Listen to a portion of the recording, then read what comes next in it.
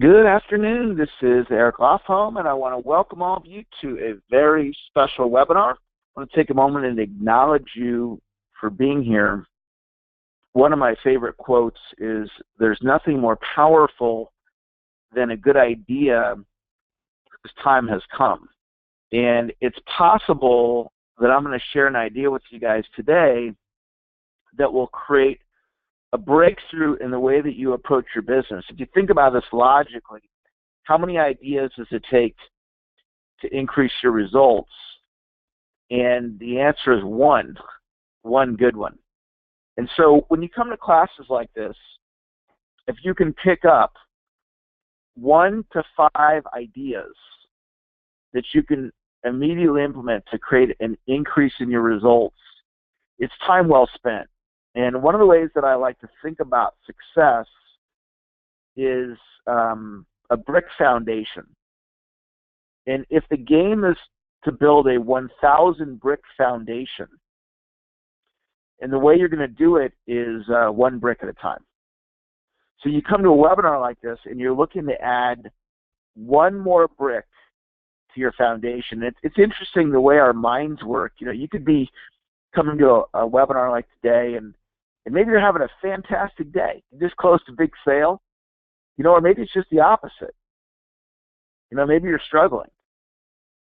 But you get that one idea, gives you that ray of hope, and all of a sudden, you're off and running again. You fed your mind, and I'm joined today by one of the greatest motivators in the history of the world, Rudy Ruettiger. He's got an amazing story. I'm going to train for 2 hours, then we're going to bring Rudy on, and Rudy's going to wrap us up from 2 to 3 o'clock. One of the ways that I like to think about ideas is the financial value of an idea. And let me just sell you on sales training for just a second, on why. I know you already believe because you're here, but why it's so important. So when you learn an idea, you potentially can benefit from that idea every day for the rest of your life. And we've got motivation versus skill building. Zig Ziglar was famous for saying motivation's like taking a bath. You need it every day. And I need it every day. With the ups and downs of life, there's duality in life. With high highs, there's low lows. With up, there's down. With on, there's off. With success, there's struggle. With wealth, there's poverty. And so setbacks are just a part of the way life works. That's why motivation is so important. But what I'm talking about right now is a little different. I'm talking about skill building. Because once you learn, for example, I'm teaching this content over a webinar. Once I learned how to do a webinar, I never had to learn it again. Once I learned how to write a sales script, I never had to learn it again. Once I learned how to close. So when you start looking at, probably most of you on this call, you work on commission or a bonus structure based on performance. And you start looking at, well, what's really the value of improvement? For some of you, it's tens of thousands of dollars. And what's interesting is it's the same effort. You run the same number of appointments you're already running. Sometimes we need to step up and take more action. But we're not talking about any more effort. And this is why I got hooked on improvement. And I started my improvement journey right around age 18. And the first book I ever read was called You Can Heal Your Life by Louise Hay. And it just hooked me. And one of the things she teaches in the book is thoughts are things, and things can be changed. Thoughts are things, and things can be changed. In order for us to improve, to go to our next level, we've got to do things differently. More of the same equals more of the same. Here's the challenge, though. It's not the way your brain's designed. Your brain is designed to do things in patterns. Your brain is designed to repeat things. So if someone does something to you and it triggers you and it gets you upset, well, anytime that person does that to you, it's probably going to trigger you and it's going to make you upset until you change the pattern. And so you've got patterns in your life right now, and some of them are serving you. I've been thinking about this in my own business right now. as I'm at a point right now in my own life where I'm wanting to go to that next level, and it's interesting because I'm coming up against resistance, and the resistance is like, Eric, just stay in your comfort zone.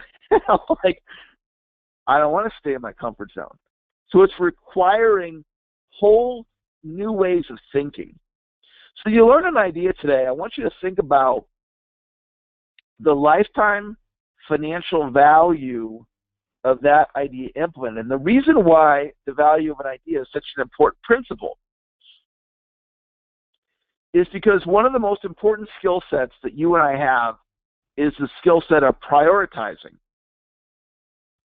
Because there's too many ideas to implement. You can't implement all the ideas, so you just have to choose. So you learn from Rudy and I today 10 ideas, and then you got to choose. Well, which 1, 2, or 3 am I going to implement? And that's where the analysis of the lifetime financial value of an idea is important to consider. Our intention is to create $100,000 in real value for you over the next 3 hours. So the information that we share on mindset and strategy and so forth puts an extra $100,000 or more in your pocket and increase income between now and the end of your career. It's possible that you'll experience a breakthrough that will result in a permanent change in your business. So a breakthrough to me means you learn an idea and you implement it. A permanent change means you're using the idea a year from today, 2 years from today, 5 years from today, 10 years from today. There's nothing more powerful than a good idea whose time has come. Now we're going to take 2 10-minute breaks during the training. Now I'm going to start off this class, and I've started off many classes with the level 10 exercise, and I know that a lot of you have heard me talk about this before.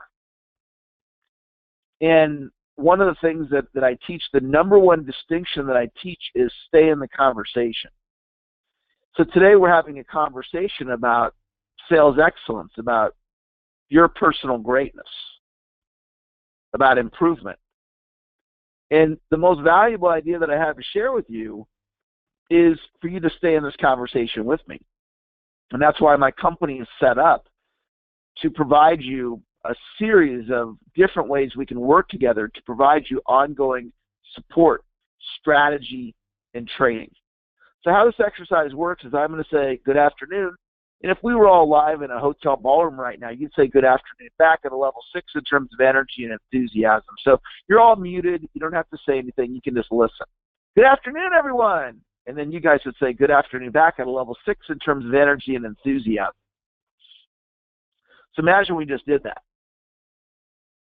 And now we're going to do it again, and this time we're going to play at a level 8. A little more energy, a little more enthusiasm. Good afternoon, everyone! And then you guys would say, good afternoon, at a level 8. And now we're going to try it one last time, and this time we're going to play at a level 10. I want you to give it everything you got. Good afternoon, everyone! And then you guys would say, good afternoon, at a level 10. So imagine we just did that. The first time we did it was a 6, and the last time we did it was a 10. The first time we did the exercise, you played at a 6. The last time you played at a 10. So here's my question for you. As you came to work on a daily basis during the month of January, on a scale of 1 to 10, what level did you play at? If prospecting is important in your business, during January, on a scale of 1 to 10, what level did you play at? In terms of attitude and enthusiasm, on a scale of 1 to 10, what level did you play at? In your relationships with the people that you care the most about, your spouse, significant other, your children, key people in your life, in relationships in January, what level did you play at?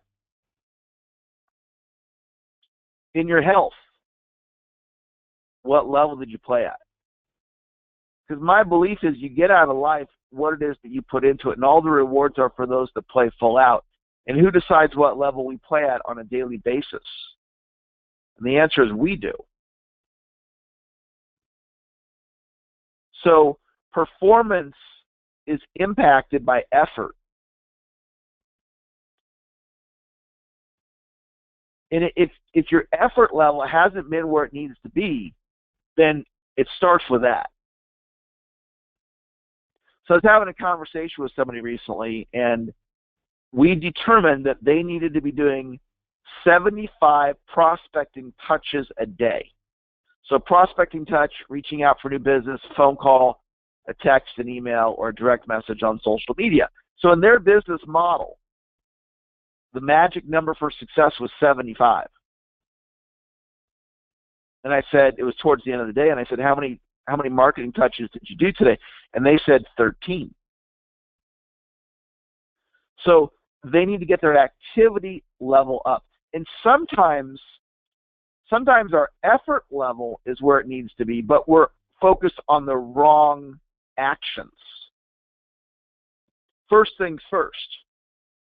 So we must prioritize and look at what's the next move that I need to make in my business? What's the next thing that I need to focus on? So here's the question. What level are you committed to playing at today during this virtual training on a scale of 1 to 10? I want you to write down the answer.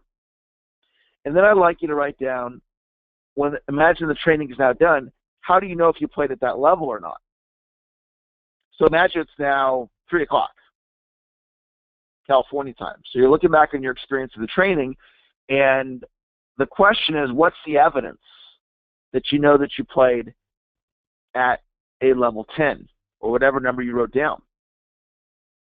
Now, one of the things that I do sometimes for my clients is I'll have them send me their sales plan for the day. And so I got a plan recently, and it was filled with all these wonderful things, and there were no sales results written in the plan. So they didn't write down, well, I'm going to book this many appointments, or I'm going to close this much in sales. So there was a lot of things on the plan.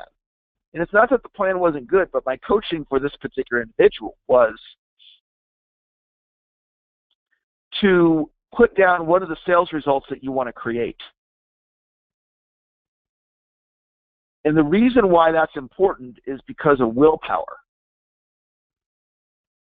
If you watch a sporting event, sometimes there'll be a team that's losing. Let's say it's basketball, and they're down 12 points with a minute 32 to go. If you're playing a basketball game and you're down 12 with a minute 32 to go, the game's over. And sometimes the team that's losing, their willpower kicks in, and they literally will victory. And this happens all the time. And you can see this happen in sports. And it happens in business. I got an email from a client this morning, and her week wasn't looking very good as far as her sales results. And she created several sales this week using her willpower. Now, we tap into willpower when our back's against the wall, when we absolutely have to have it. All of a sudden, our willpower kicks in. But it doesn't have to be your back against the wall. So what I like to do is I like to go into a sales presentation, and I like to decide in advance what's going to happen. So I've got a deal that I'm working on right now, and I don't want to give any details about it because they might be listening, and I don't want them to hear my sales strategy. But I'm working on this deal, and there's a negotiation that's involved. And I've decided in my mind the number that I want. And I'm going to use my willpower to create that number. Now, it hasn't happened yet. The deal's not done. The negotiation's not final. But in my mind, I already decided that it is. So I'm operating from a place of certainty. This is a huge idea because some of you are going into your sales presentations and it's like, well, hey, whatever happens, happens. And that's fine.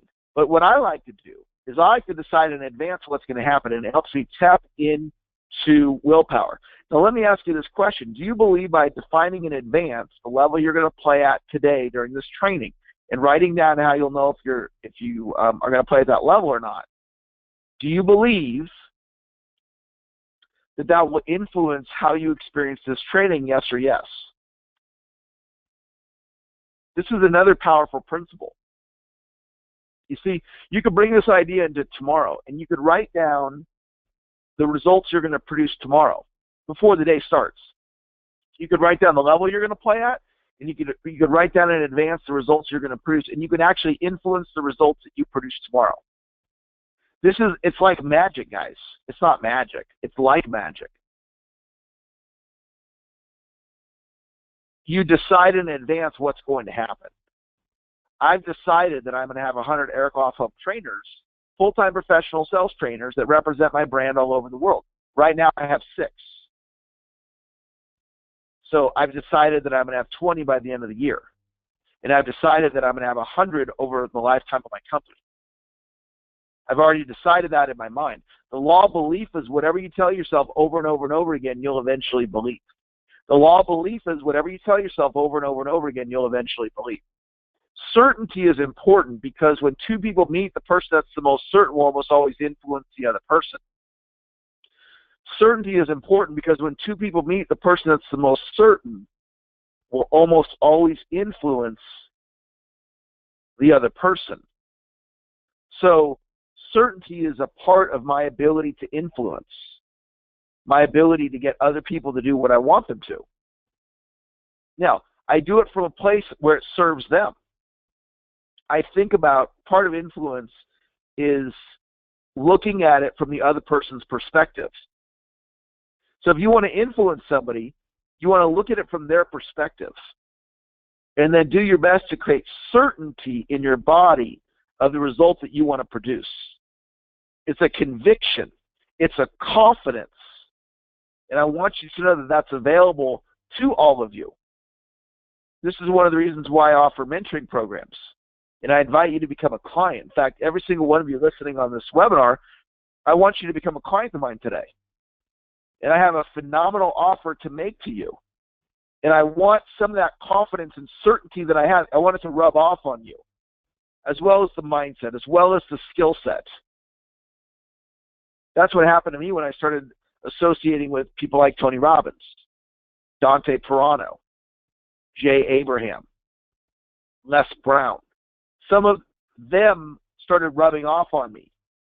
I started picking up some of their beliefs and some of their confidence and some of their ways of being in order to elevate my results. Many of you are familiar with my story. Some of you aren't. I'm going to go through it just briefly. I'm not going to spend a lot of time because a lot of you that are on the webinar right now are already clients of mine. I started off as a cook at McDonald's. I was a bottom producing salesperson for my first sales job for an entire year. At the end of my first year, I was put on quota probation because I missed the quota 2 months in a row. And during that time, I met Dr. Moyne, who's the author of this book. And Dr. Moyne mentored me, and he taught me a sales system. And that month I was on quota probation, I did 10,500. The quota was 10,000. So I made quota by one sale. So if any of you have ever struggled in sales before, or if you're struggling right now, I want you to know that I understand. Because that's exactly where I was at. In the month after I hit the quota by one sale with Dr. Moyne's ideas, I did 51,000, going from worst to first in 60 days. But what I learned from that experience is that selling is a learned skill. Every one of you on this call can get better. You can all become more successful. You can all make more money. And I think that's worthwhile. It's worthwhile to get the products and services that you believe in out to more people and become more successful and be able to do the things that you want to do financially in your life and not live under financial stress and have the home you want or the apartment you want or the car you want, to not have debt, to build financial wealth for you and for your family, and to have a great life. And I want you to know that's available for all of you. Now, there's a lot of people in this world that are struggling. And a lot of them, that's just the way it's going to be for them. Because they're not in an opportunity like you are where you can increase your income by improving your skills and taking more action. See, a lot of people, that's not even a possibility. Because the career that they're in, it's a set income. They can't make any more. A teacher doesn't have the ability to go to teaching school to become a better teacher. Like, a teacher can't hire me and then learn all the things that I'm going to teach them and make more money at their job. And there's so many people out there, the 7 billion people on the planet, where success is not a choice for them because their circumstances are what they are. Unless they were to go start a business or get a sales job or join a network marketing organization or whatnot, they're just where they are. But I want you to really think about what I'm saying to you, that there's so much more potential for you to create the life that you want. And that's pretty cool. You know, like for me, when I was at McDonald's, if I stayed at McDonald's, the best I could have done is become a general manager. I mean, maybe I could have bought one, but I don't know if that's realistic. I mean, it costs a couple $1 million or whatever it costs. So at McDonald's, getting really, really good, the best I could have done, become a general manager. But see, when I went and did sales, my income jumped up 400% when I quit my job at McDonald's and I went into sales. And that was when I was the bottom producer. And then my income skyrocketed when I learned from Dr. Moyne. So, you might not really think of it like that in terms of, wow, I can increase my income. My sister's a nurse. Her income's fixed. Right now she could get a second job, but I mean, how realistic is that, right? You can only work so many hours. So that's not our story. Our story is you can learn from people like Rudy and myself and get better and have that for the rest of your life. I mean, think about how extraordinary that is. The possibility of you getting better. So I left that telemarketing job and I ended up going and working for Tony Robbins. And I ended up working for Tony. I was with him for 3 years. And I made a nice income working for Tony. And then 17 years ago, I branched off and started my current company, Lofholm International. We're a global sales training organization, and our mission is to help people make more sales. So here's my belief. Every one of you on this call right now, I can help you make more sales. And when I train you, the investment that you make is a fraction of the return on investment. If you're taking notes, jot this in your notes. The greatest investment that you'll ever make, it's in yourself. Because high-quality professional training gives you a return on investment 3-to-1, 5-to-1, 10-to-1, 100-to-1, 1,000-to-1. In some extreme cases, 10,000-to-1. So the point of my opening here, you want to get better. And you can predictably get better by working on your skills. I have 2 outcomes for today's training. My first outcome is to share with you breakthrough ideas on how you can make more sales and grow your business. And then after I do my training, then Rudy's going to do his training. My second outcome is to invite you to mentor with me. And one of the things I'm known for in my industry is an irresistible offer. So I'm going to make you guys a no-brainer offer to become a lifetime client of mine where I will pour into you with motivation, encouragement, and real skill building for the rest of your life for a few pennies. And I'll give you all the details of that in just a little bit. So here's the number one distinction that I teach. Stay in the conversation. So here's what I know. I know my system works. And the reason I know my system works is because when you become a client of mine, you become a protege. All right? I know my system works because I'm the original protege. I'm Dr. Moyne's protege. And Dr. Moyne turned me into a superstar. So what did I do with Dr. Moyne? I stayed in the conversation with him. So today we're having a conversation about sales and business excellence. And the idea is that you would just keep doing this. You just keep plugging in with the information that I have to share with you. And that is virtually a guarantee for success. I have a client on the line right now, and last year with my help, they made an additional $65,000 in revenue. And all the ideas that they have for the rest of their life. Now, what's cool? They did that last year, and where are they today? They're on this webinar, learning to get better. I want you to get a journal. I want you to get a journal, and anytime we train together, I'd like you to bring that dedicated Eric Lofholm journal to the training to capture all the best ideas that you're learning. Now, I want to share with you one of my favorite all-time ideas. I use this all the time. I love this strategy. It's called the Z strategy. And this is the strategy that Gandhi used to free India. Now, Gandhi probably didn't call it the Z strategy, but he used the principle. So what was going on back then? The British were occupying India. There was all this conflict. And the mindset to solve the conflict was constant and never-ending improvement. And that's a very valuable mindset. Kaizen is what they call it in Japan. W. Edwards Deming brought Kaizen to Japan after World War II and turned around the Japanese economy. So Kaizen, constant never-ending improvement, that's a valid mindset. Well, sometimes we want to approach problems or challenges or opportunities from different viewpoints. So you can look at your sales presentation right now and apply CANI, constant never-ending improvement. You can go, how can I take my existing sales presentation and make it better? That's one viewpoint. But you also could look at it from a clean slate. So you could blow up your current presentation. You could say, I'm going to start from a blank canvas and go, if I was to create the ultimate sales presentation, what would that look like? So you didn't have the constraints of your existing sales presentation. See, a lot of what I teach my clients is how to think. Part of it's sales strategy, part of it's motivation, part of it's how to think. So you look at it from CANI, and then you look at it from clean slate thinking.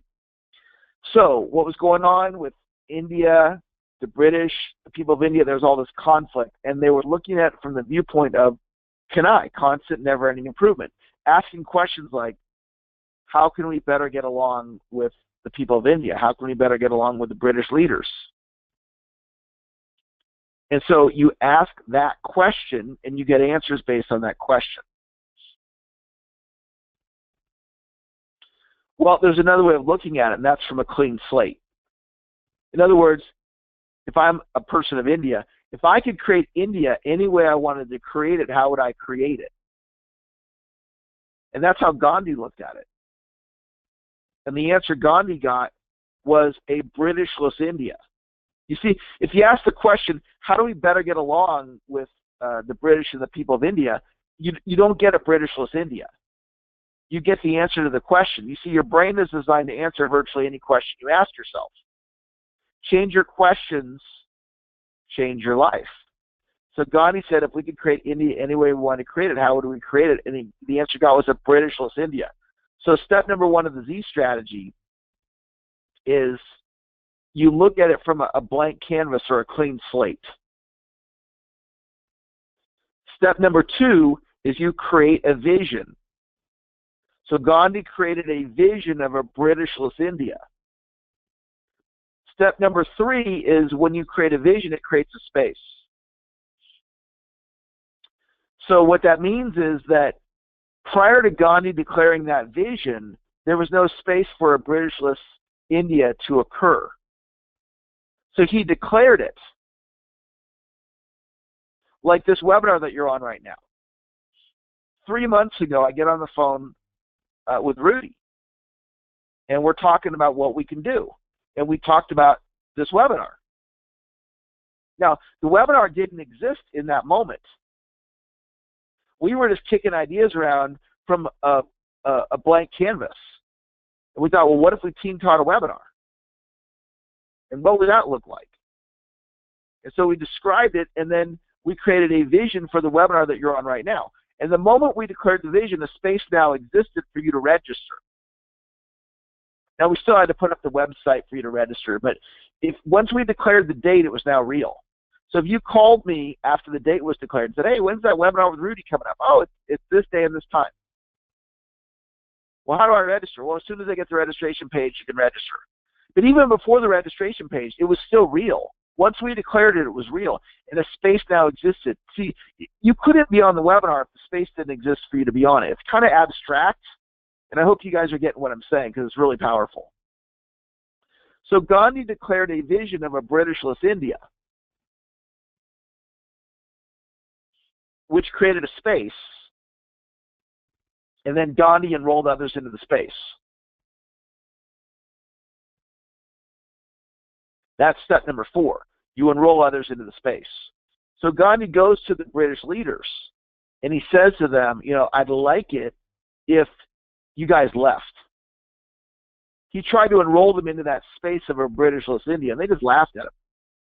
So Gandhi continued to share the message with other people of India, and he enrolled them into the space, and he enrolled in 200 million people. He then went back to the British leaders and said, hey, we decided it's time for you guys to leave, and they left. Think about what I'm telling you. Gandhi freed India with this principle. Now, the power, Gandhi obviously was a powerful human being, but he used the vision to create the power. So I've used this many, many, many times. When I launched my protege program, the program I'm going to invite you to a little bit later, when I launched that program, it didn't exist until I declared it. So from a clean slate, I declared the protege program. What's the protege program? And I invented it. In 2003, I invented it. And then after I declared it, inventing it, declare/invent, it created a space. And then I began to enroll others into the space. And I've now enrolled over 6,000 people into this program through the years by applying this strategy. So what you do with the idea is you use your imagination and you think about how you could apply the Z strategy in your life. Programs, and that's what we are. We're the best in the industry at it. Okay, hang on one second.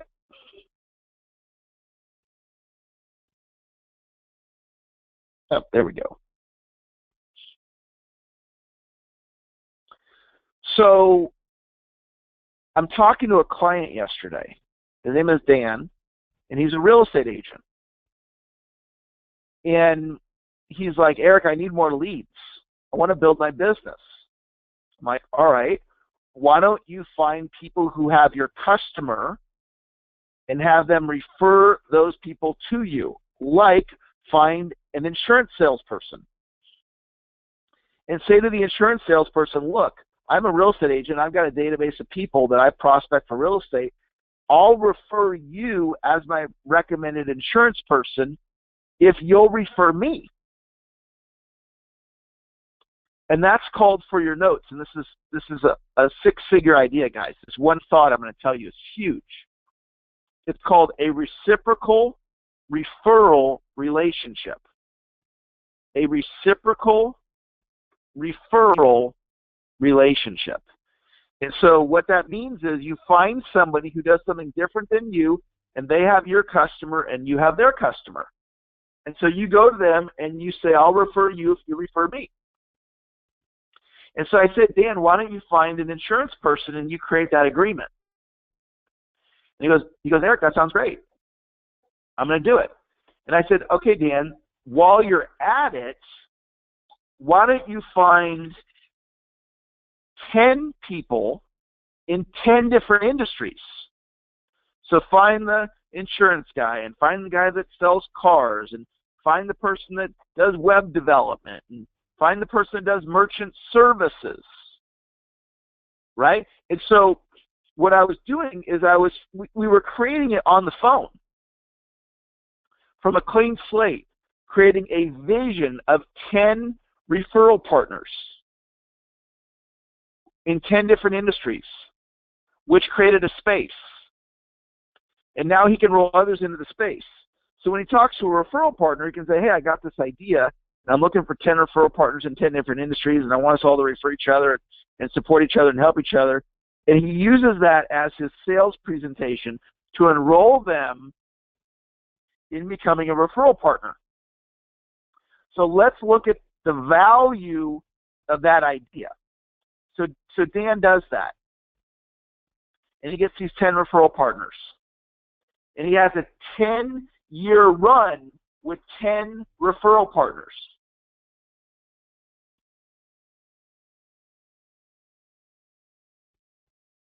So think about what's possible for Dan. He makes $8,000 per real estate transaction. He has 10 referral partners, and those referral partners produce one deal each per year. 8,000 times 10 deals is 80,000.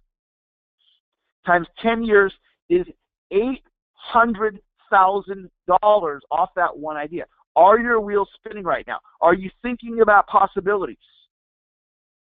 Because some of you right now, you could be doing reciprocal referral relationships, and it will bring you a ton of business. Now, what I'm teaching you, it's not about reciprocal referral relationships. That's just an application of it. I used it to create my protege program. I have a vision, different concept, to have 100 Eric Lofholm trainers. I have 6, so there's a space for 94. And there'll be a day when that's realized. That's a $25 million annual revenue idea. Ray Kroc created a vision. The original vision was 1,000 McDonald's. Now I think they have like 30,000 or some huge number. The original vision was 1,000. Ray Kroc used the Z strategy. Here's the concept. It takes you from Clark Kent to Superman or Superwoman. You're fundraising at your school, your kid's school. You could use the Z strategy. You use your imagination about this one idea. Now, this concept that I just taught you, if you got it, if you get what I'm teaching you right now, and you understand it, you're going to have it for the rest of your life. This one idea could be worth $1 million to you. And this is why these ideas are so important. Because there are ways of thinking that take you to higher levels of success. So we're gonna go on. This is the linear explanation of the Z strategy.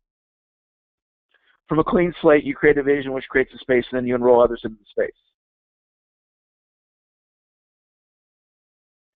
So I want to do a little sales training with you guys, and I want to talk about something that we all face, which are objections. So you get to the end of the presentation, the prospect says, I don't have the money, I don't have the time, I need to think about it, can you send me some information, right? I need to talk it over with my spouse. Objection handling is like a game of hot potato. So there's all these little nuances of sales, hundreds of them, hundreds of little nuances, and as you learn those nuances, each time you learn a nuance, it gets you better. Now, sometimes it's not this huge thing, like what I'm about to share with you. It might not be a huge thing, but they all add up. And you learn 10 different nuances, and all of a sudden you're like, wow, I am more effective. I'm more confident. One of the things that I love when I'm working with clients, and I work with people that are beginning salespeople all the way up to sales superstars. My most recent coaching client who just hired me, master made, I don't know, $180,000, and he wants to go to the next level. He wants to sharpen his saw. So I work with all different types of people. What it really comes down to is, you want to get better. You know, that's the kind of person that ends up working with me in one of my programs, somebody who just wants to get better. And so we start getting these little nuances down, and once you have it for the rest of your life. So here's this nuance. You're selling one-to-one. You get to the end of the presentation, and you do a final close. So there's a little professional sales training for you. There's a vocabulary to sales greatness. And when we learn the names of terms, it helps us in our understanding of it. So final close means when you're selling one-to-one, you ask for the order and you're silent. So the Girl Scout selling Girl Scout cookies. They say, would you like to buy some Girl Scout cookies? And then they're silent. That's a final close. How do you feel about getting started? That's a final close. Would you like to get started today? That's a final close. So when I'm teaching closing, part of my philosophy about sales, which predictably gets anybody better that studies what I teach, is dissect. We break down the sales process into smaller steps, and we work on each step. The close, the way I teach it, there's the transition into the close, the body of the close, and then the final close. Transition into the close, the body of the close, and then the final close. The final close is the sentence that you say when you ask for commitment. So here's what I would say if I was coaching you, is I want you to know exactly how you're going to close at the end of your presentation. Like the exact sentence you're going to say, the language. Because if you don't know that, it's very highly probable that you're going to be communicating a lack of confidence in the close. The way you put confidence in your body in a sales presentation is you script it out, you practice it, and you role play it. And that puts confidence in your body. No different than my 10-year-old daughter being in a play. She's in a play, they give her lines, she goes to play practice, that's the role play, she practices it on her own, right, and she knocks it out of the park, as anybody that's in a play. Everybody, they always knock it out of the park. Think about that logically. How does everybody who's ever been in a play in the history of plays, not everybody, but just about everybody's knocked it out of the park? How do they do that? Now, let me ask you this. Just think about this. When you're asking for the money, are you as confident as somebody is who's in a play delivering their line in the actual play? And if you're not, it's not a criticism, it's a notice. You want to notice that. You want to go, I want to work on my skills. Because last year's NBA MVP was Stephen Curry. NBA is the highest level of basketball in the world. So if you're one of the best basketball players, that's the league you play in. And he was MVP last year. That means he was the best player in the world last year. That's a big deal. Well, this year he's probably going to get MVP again. But what's also interesting is he might get the NBA's most improved player. Last year he averaged 23 points a game. This year he's averaging 29 points a game. That never happens. It never happens. You don't win MVP and then increase your scoring average by 6 points. Was that luck? Was it random? How did it happen?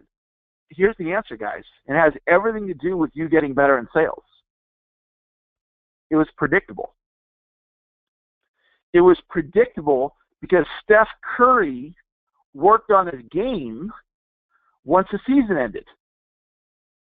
He worked on his mindset. He worked on his skill set. He worked on his dribbling drills. He worked on his shooting drills. And he took his game to another level. But here's the cool thing. Think about this in the NBA. Could any NBA player take their game to the next level if they wanted to? Could any NBA player? Could any non-NBA player, like my 13-year-old kid? Could my 13-year-old kid make a decision that he's going to get better at basketball and then go do all this stuff and then actually get better? Right, he can. Well, what about you and your sales? Can you make a decision and work on your skills and predictably get better, yes or yes? Obviously, the answer is yes. That's a powerful thought. For your notes, success is a choice. Success is a choice. And those of you on the line, if you're already a client of mine, you're already a client. You already know the power of this. You're a lifetime member. If you're listening to my voice right now and you're not a client of mine, I want you to sign up in a little bit. I want you to become a client because I will help take you to another level of success. In a tiny investment, you're going to get a massive return on investment. So we're talking about objection handling. We get to the end, we ask for the order, and then we're silent because part of the language of influence is silence. This is part of the nuance of selling. It's like a game of hot potato. I ask for the order. How do you feel about moving forward? I give them the hot potato. They say, I don't have the money. Now I have the hot potato. So what do I want to do? I want to give them the hot potato back. And these are 4 different ways to give them the hot potato back. Now, you're not going to internalize this right now. You have to practice this. Because your brain can get what it gets on this webinar right now, but it doesn't get it enough to internalize it. It'd be like this. It'd be like, I'm going to teach you how to learn a foreign language on this webinar. And then you're like, okay, cool. By the end of the webinar, I can now speak Spanish. Obviously, you can't do that because that's not how you learn a foreign language. It takes time. You've got to internalize it. And getting better at selling, that's like what it is. Some of the concepts you actually can internalize on this webinar. Others you have to work at. Right now, I'm going to hit you with 4 concepts. You have to study this. And you have to work at it. It's like Steph Curry doing his dribbling drills. But it's worth it. You go, well, Eric, my gosh, that's a lot of time to work on all that stuff. Well, here's the deal. It's a learning curve, and you do have to work on it until you have it down. But once, for example, objection handling. Once you have objection handling down, you have it down for the rest of your life. So you don't have to work on what's on the screen here for the rest of your life. You just have to work on it until you got it. And then now you've added that to your success tool belt, and now you're more successful for life. So the first technique is called investigate. The script is, tell me more about that. So how do you feel about moving forward? That's my final close. You want to be thinking about what your final closes are going to be. And they go, I need to talk it over with my wife. And they go, okay, well, tell me more about that. Second technique is handle an objection with a question. So how do you feel about moving forward? I don't have the money. Is that your only concern? Handle an objection with a question. So you got to write out questions and practice it. Isolate. The language pattern is, other than blank, is there anything else preventing you from moving forward? How do you feel about moving forward? I don't have the money. Other than the money, is there anything else preventing you from moving forward?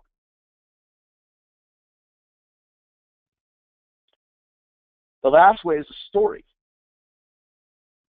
So how do you feel about moving forward? And they go, I don't have the money. Well, let me share with you a quick story about a client I recently worked with, and they had the same concern. Never use the word objection when you're selling. Use the word concern. They had the same concern as you. They didn't have the money either. And here's what they did. And you would tell a story of someone else who didn't have the money that ended up buying from you. And so those are 4 different specific ways to address the objection, to address objections.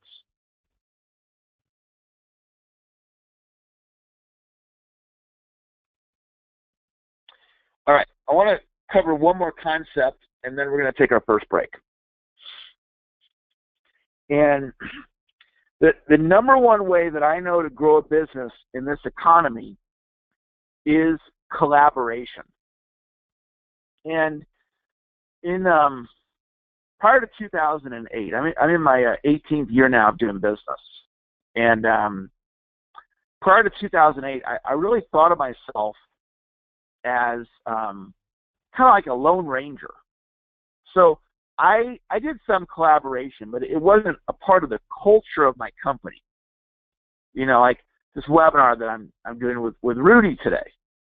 You know, that wasn't a part of how I would do things prior to 2008, like teaming up with other people. I did a little bit, but not now. I do it all the time. And my company revenues dropped 70% overnight. And I had to figure out what to do. My business was on life support. And so I had this conversation with God. Now, I'm not claiming I was talking directly to God. I mean, I believe I was, but I'm not making that claim. I just want to teach you a powerful principle of what happened. So I said, God, how do I grow my business in this economy? And the answer I got was collaboration. I got a one-word answer. No instructions, just the word collaboration. So I began to think about, well, what does that look like? I thought, well, I guess I'll start with making a list of people that I could collaborate with. So I made a list of 132 people. I looked at the list and I said, how do I build deep, meaningful relationships with 132 people? And the answer I got was, you don't. It's too many. So then I thought, I did this all intuitively. It wasn't in a book or anything. It was just, I said to God, how do I grow my business? God said, collaborate. So I just intuitively made a list of 132 people, and then it was too many. I thought, well, how many people can I build deep, meaningful relationships with? And the answer I got was 4. So I decided to pick 4 people from the list, and I had my own criteria of how I selected them. And I reached out to them, and the essence of the conversation was this. And here's the 4 people, by the way. I call it the $250,000 idea because I believe this will bring you an additional $250,000 in business between now and the end of your career if you do exactly what I'm going to tell you to do right now. And I'm going to lay this out step by step. And unless I taught this to you, you haven't learned it anywhere else, at least the way I'm going to explain it to you, because this isn't something I read in a book. It's what I experienced. So here's the system here, the formula. Step number 1 is you make a list of people you could collaborate with.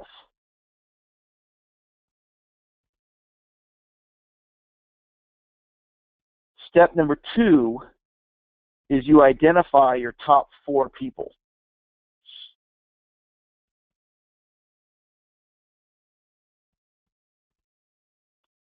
Step number 3, you reach out and connect.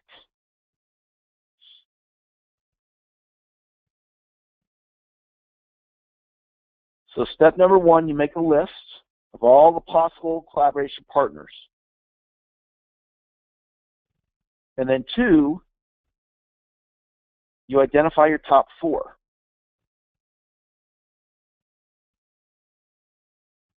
Step 3, you reach out and connect. Step 4, you collaborate if you want to, if you both agree to.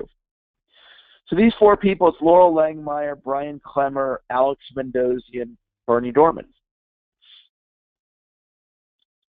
Those were the top 4 on my list. So I reached out to them. And I got 4 yeses. I was surprised, maybe even shocked, that I got 4 yeses. And miracle-like things have happened. For example, Brian Clemmer, he's no longer with us, but when he was alive, he invited me to come to this event. And he was almost insisting that I come to the event. And I had been looking for a seminar promoter in Hawaii. So I go to the event, I'm meeting everybody, and this guy goes, Eric Lofholm. He goes, I have been wanting to meet you. I didn't know who this guy was. And I go, great. Hey, nice to meet you. What's your name? He goes, Ray. I go, okay, Ray. Well, tell me a little bit about yourself. He goes, well, I'm a seminar promoter in Hawaii. And I said, Ray, you just told me you've been wanting to meet me. Well, I've been wanting to meet you. I just didn't know you were you. So I ended up, we ended up doing 3 events with Ray, that Ray promoted events in Hawaii for me. All because I wrote Brian Clemmer's name down on a piece of paper and I did this process. Bernie Dorman, I got on faculty with CEO Space because I wrote Bernie Dorman's name down on a piece of paper. When Harv Eker used to own Peak Potentials, Alex Mendoza was doing marketing for Harv, and Alex introduced me to Harv, and I got on the Peak Potential stage in front of a little over 1,000 people, and I did, 70,000 in sales or something to this one audience. And I'm not saying that to impress you. I'm saying it to inspire you. because in a time of desperation, I said to God, how can I grow my business? And the answer I got was collaboration. I wrote Alex Mendozian's name down on a piece of paper, and I reached out and connected, and then the next thing you know, I'm on a Harv Eker stage, and 70 grand comes in.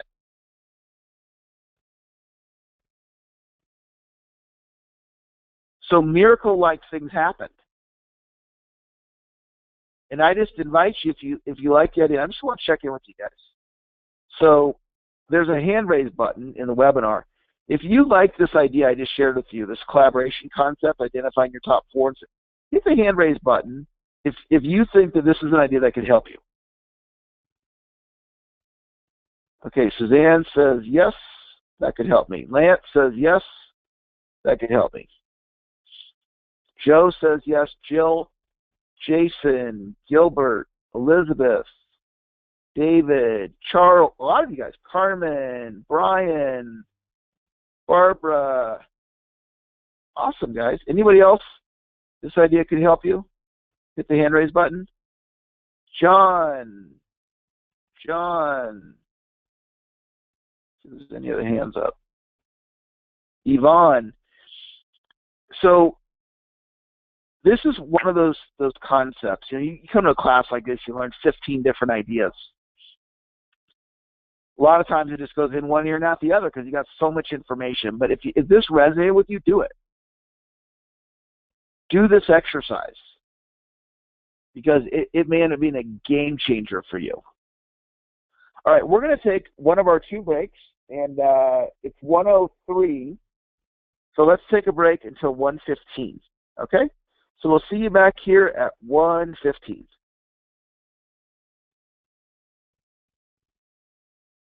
All righty. Welcome back. So I want you to do a little exercise right now.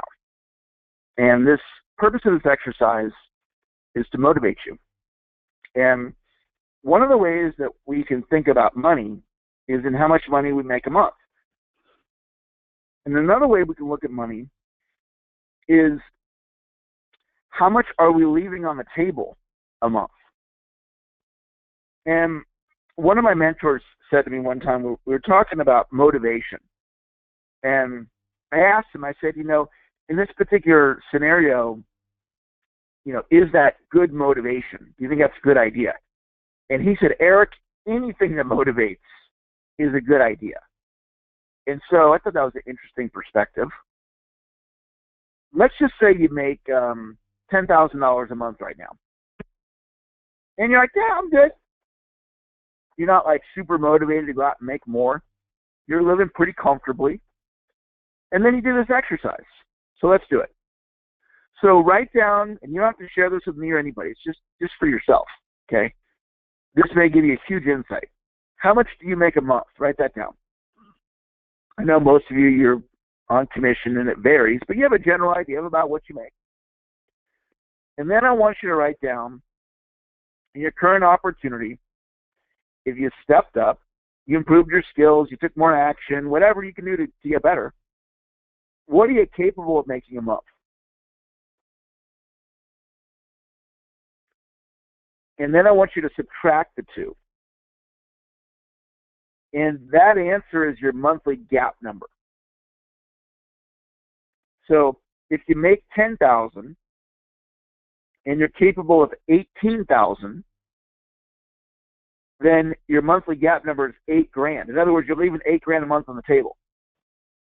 So you might be motivated to get that $8,000 versus, oh, I'm good making 10. You get it? So sometimes we're motivated because we need to make more money for our lifestyle or our bills or whatever. But if you have that all handled, then we also have, well, what could you be making if you really stepped up? So you take that gap number and you multiply it by 12 because there's 12 months in the year. So in the hypothetical example, person's making 10, they're capable of 18, monthly gap number is 8, 8 times 12, 96,000. Multiply by 10, and that is saying that you're going to be in business for 10 more years. Now, some of you are going to be in business a lot longer than that. So if a person has an $8,000 monthly gap number, it's $96,000 a year, it's $960,000 over 10 years. Basically $1 million. That's what's on the line by improving your skills.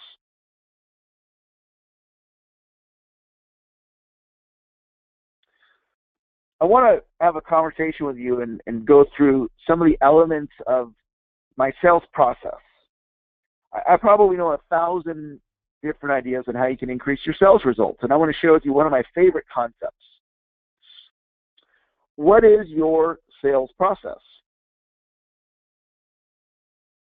Where did your process come from? You know, a lot of people, they show up for work their very first day, and they got to make something happen, so they start doing something, making their calls a certain way, delivering the presentation a certain way. And then they come in the next day, and then they just do like what they did the day before. And they come in the next day, and they do the same thing. And what ends up happening is over time, they get really, really good at a bad sales process. So I want to walk you through a concept around sales process. And there's 2 golden nuggets that I want to teach you right now. The first golden nugget is sequence. Sequence is the order that the presentation goes in. The second golden nugget is that you can improve each step in the sequence. So you think of it like this: a chain is as strong as its weakest link. So if you strengthen a link in the chain, it makes the overall chain stronger. Well, if you look at a sales process and you break it down into individual steps, and that's what's on the screen here. So you look at this visually on the left-hand side: lead generation, appointment setting, trust and rapport, identify customer needs, share the benefits, close, objection handling, follow-up. This is what I call the sales mountain. And what this is teaching you is these 2 ideas: sequencing, and you can improve each step in the sequence. So the way I look at sales, it's all about dissect, dissect, dissect. So what we do is we break down the sales process into individual steps, and then we work on each step by itself. So if you look at visually at the screen there, it says trust and rapport. If you get better at trust and rapport, it makes the overall presentation more persuasive. Because in a sales presentation, everything counts. So it's kind of like what you work on if you were in a play for play practice. You work on the script, the role play. Well, this is what you work on. You break down your sales process into individual steps. So I was working with one of my clients, and her name was Janice. And Janice had never been professionally trained in sales before. So we started working together, and I taught her this whole methodology. And her sales, they right around doubled. She just had her best January she's ever had. She's been in business for like 5 years. And one of the great things for Janice is that now when she gets a lead, she knows exactly what to do. I was talking to another one of my clients. Her name is Angie. She happens to be in a health and wellness network marketing company. She had never been professionally trained in sales before, and I taught her this methodology. And what she's doing is she uses it in her network marketing business, and then she teaches it to her team, and she's duplicating herself in her team with my system. Since the beginning of this year, I think she told me they have 37 new people on her team combined. She personally brought in 5. So selling is a learned skill. Once you put the time in to improve your presentation, you have it forever. So I want to give you a couple of nuances here. So at the lower left-hand side, it says lead generation. The purpose of generating a lead is to generate a lead. This is called stage selling. What that means is you sell the prospect to the next step. Wherever you're at in the process, you sell them to the next step. So I generated a lead, and now I want the lead to go in your database. and you're going to market to that lead for life unless they ask you to stop contacting them. And the hub of how you do all this is in your database. So now the lead's in your database, and you market to the lead to book an appointment. The purpose of setting an appointment is to set an appointment. So when we book the appointment, we're not selling the benefits of the product or service, we're selling the benefits of the appointment. So in Insight, there's all these little nuances of sales. And one nuance of sales that can be a huge idea. The benefits of the appointment are different than the benefits of your product or service. There's a teeter-totter in the mind of your prospect, and one side of the teeter-totter is time, because when you book an appointment, you're asking for their time. On the other side of the teeter-totter is value. The value that you deliver when you book the appointment are the standalone benefits that the prospect receives by agreeing to meet with you. So you want to think about that. You want to ask yourself the question, what are the standalone benefits that the prospect receives by agreeing to meet with me? And that's what you want to put in your appointment setting script. Now, you're probably going to want to have some templates too, an appointment setting script and an email template. When you are prospecting, you might try to book the appointment with an email. Or you might call somebody and they might say, well, can you send me some information? And so then you're going to have an email information that you send them. So you might be listening right now going, yeah, that makes sense, Eric. I don't currently have an email template that I use, nor do I have an email template when they ask me to send information, and so you add that in. Now, is that one idea going to make you a bunch of money? I mean, it might, but it probably won't, but everything counts. And you keep adding bricks to your success foundation. You keep getting better and stronger and improving, and it all counts and it all makes a difference. And as you develop these skills, like the template, you have it for the rest of your life. Okay, so now we're on the live presentation, and we're going to lead with trust and rapport. So here's another little nuance about sales. Some of you know this, some of you this will be new.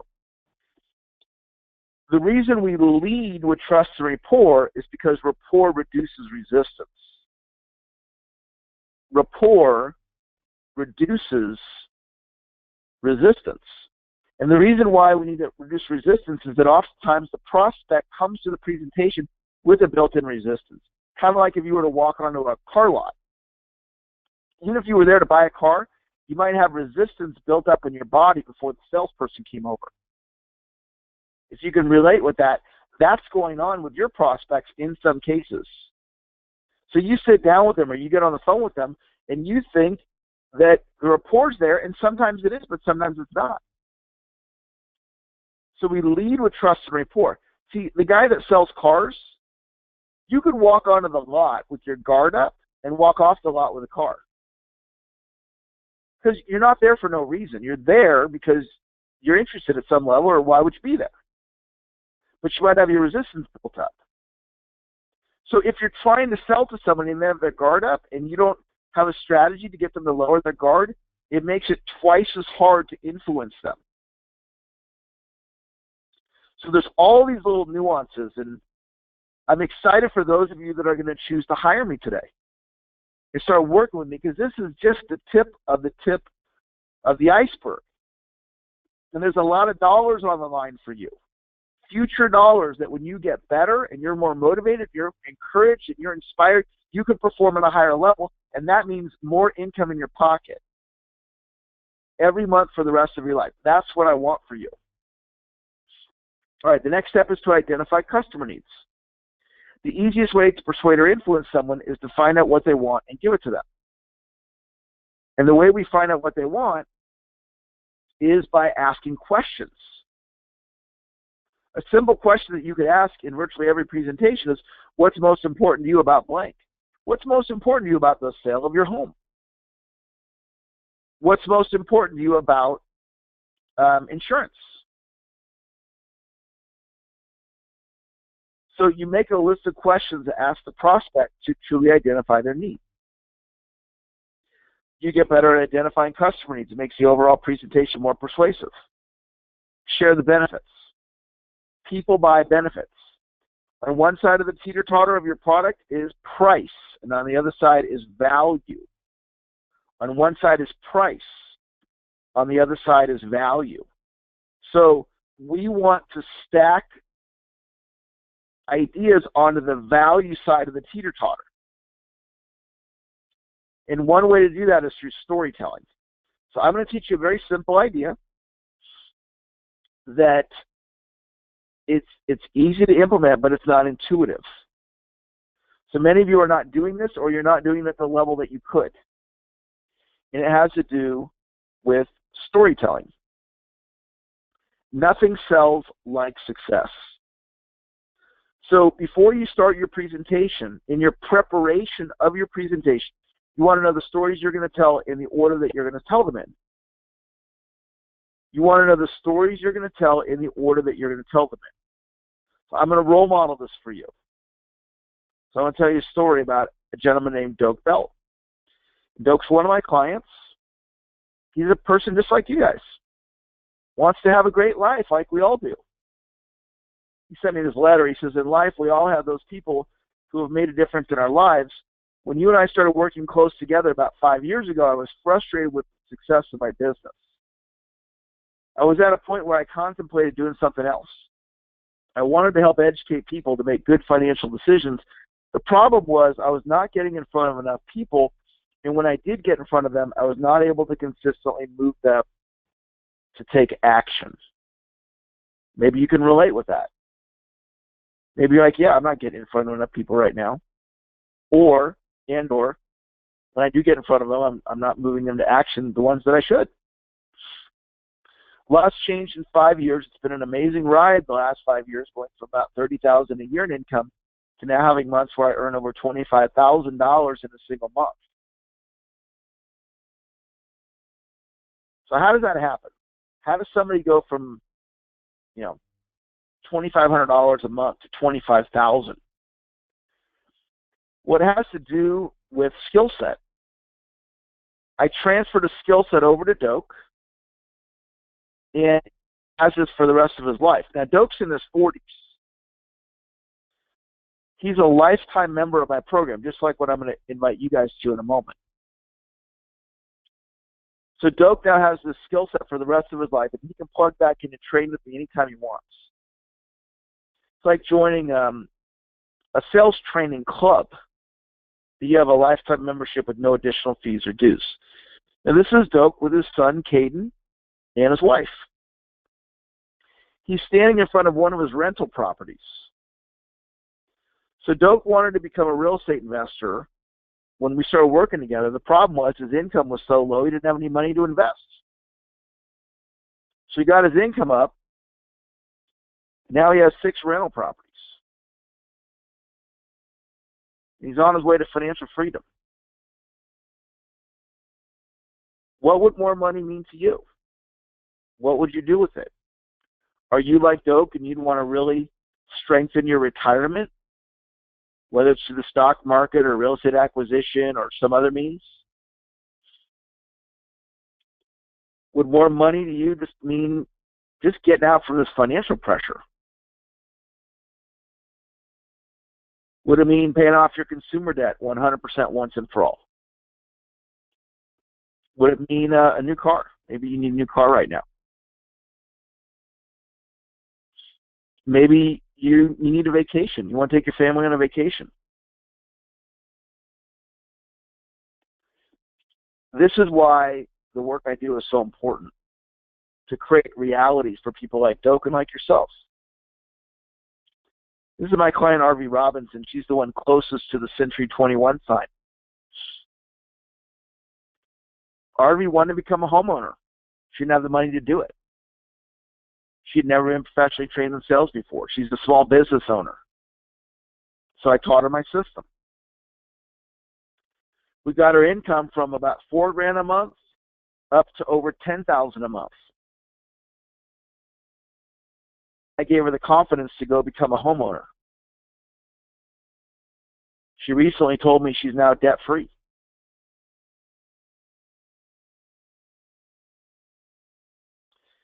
This is Judy O'Higgins there on the left, and Judy's in a company called Send Out Cards. And I taught Judy how to deliver an effective presentation, and she uses it to sell Send Out Cards, and then there's a recruiting component to her presentation because there's a network marketing aspect of it. And then she uses what I taught her to teach her team how to recruit, and then also how to sell the Send Out Cards product. Judy, last time I checked with her, number 18 in Send Out Cards. Send Out Cards has 150,000 reps. So these are all just regular people that have a skill set that I gave them for the rest of their life. And I'd like to extend an invitation right now for you to become one of my clients, for you to become a lifetime member, and I'm going to blow you away with the price. It is so low. I should probably charge $5,000 for this course. It's not $5,000. The investment is $1,295. And $1,295, it's a phenomenal deal. And what I'm going to offer you, those of you that register at the break, and I'm going to give you the instructions in just a little bit. The discount I'm going to offer you guys, it makes it a total no-brainer. This is a no-brainer. It's a virtual professional sales training. You get to go at your own pace. You could do the entire course in as quickly as 30 days, learn my whole system. It's designed to be done in 90 days. You do one module a week. That's just going through the content. Very easy, about an hour a week. Give me 1 hour a week for 12 weeks. And you get the whole system. You can do it on your smartphone. You can do it through, number one there, I do a virtual training. So like the training you're on right now, this is 3 hours. About once a quarter, I teach my whole system in one day. So if you're the kind of person you just want to block out a day and learn the whole system, you can do it that way. Or you can do it in self-study. Number two there, in the membership website, you can do it right over your smartphone. Or you could do the module with me once a week. We do a live training.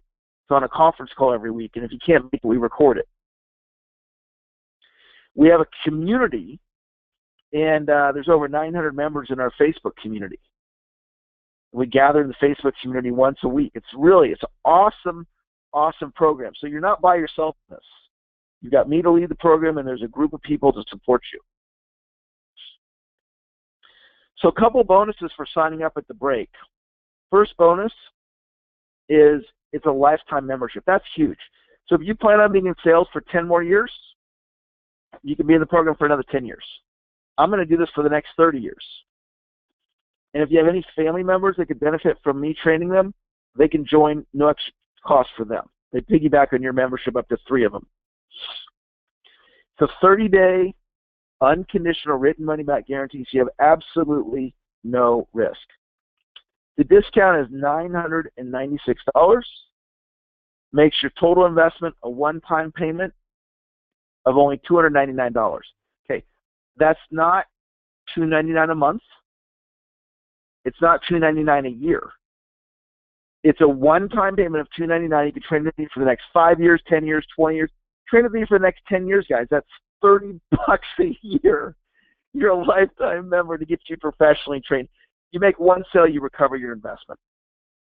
So we're going to take a break in just a moment. I'd like you to go register right now. You're going to go to silverprotege.com, and this special pricing is not on that website. So when you go to silverprotege.com, hit the order button, and then that'll take you to the checkout page. And I had my assistant change the checkout page with the correct pricing of $299. Now, we're going to do a couple of special bonuses for the first 10 people who register. I'm going to throw in my time management course. That's delivered over the web. It's a $77 value. It's a phenomenal, phenomenal course. I'm going to throw in my most popular audio program ever called How to Become a Sales Superstar. It's web-based delivery. That's $99 value. And I'm going to pair you up with one of my top coaches. They bill out at $125 per 30-minute session. So they're going to spend a half an hour with you. Ask them anything you want. So that's an extra bonus for the first 10 people who register at silverprotege.com. So that's where you go to register. And what we're going to do right now is we are going to take a 15-minute break. So it's 1:38, 1:40, 1:53. We're going to come back a little bit after 1:50, and we're going to continue on with our training, and then you're going to have an opportunity to hear from Rudy Ruettiger. We're going to bring him on live. He's got amazing training for you guys. So take action right now. Go sign up, just so you're clear. One-time payment of $2.99.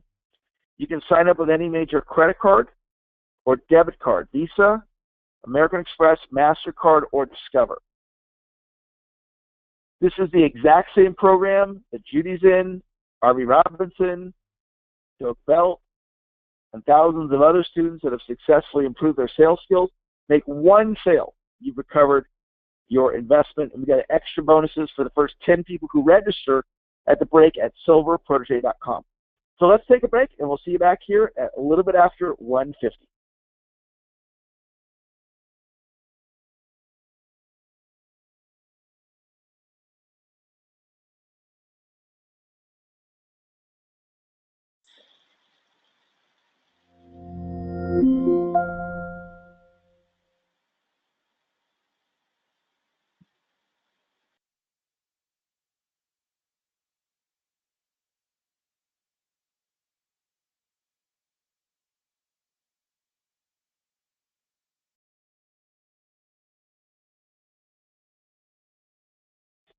Okay, everybody, welcome back.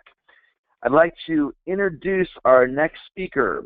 Against all odds, on a gridiron in South Bend, Indiana, Daniel Rudy Ruettiger, in 27 seconds, carved his name into history books as perhaps the most famous graduate of the University of Notre Dame. The son of an oil refinery worker and the third of 14 children, Rudy rose from valleys of discouragement and despair to the pinnacles of success. Today, he's one of the most popular motivational speakers in the United States. It took years of fierce determination to overcome obstacles and criticisms, yet Rudy achieved his first dream, to attend Notre Dame and play football for the Fighting Irish. As fans chanted, "Rudy, Rudy," sacked the quarterback in the last 27 seconds of the only play in the only game of his college football career. He's the only player in the school's history to be carried off the field on his teammates' shoulders. In 1993, TriStar Productions immortalized his life story with the blockbuster film Rudy, written and produced by Angelo Pizzo and Daniel Arnspark. The award-winning team who brought us Hoosiers, the critically acclaimed Rudy, received 2 thumbs up from Siskel and Ebert and continues to inspire millions worldwide. Rudy, welcome to the webinar. No, we're very, very, very excited about being on this webinar. But more importantly, I like to get everybody thinking about a journal. And the reason why I wanted to think about a journal, this is going to start their dream journal, how to make it real. And this is going to be the important steps. Because when I had my dreams, I didn't have a journal, I just had a dream. But once I start put my dream in a journal, then it became reality, which got rid of all the negative thoughts and put the positive thoughts in order, which is a big difference. Then we start thinking positive, then we start doing positive things, then the action comes, then it just unfolds.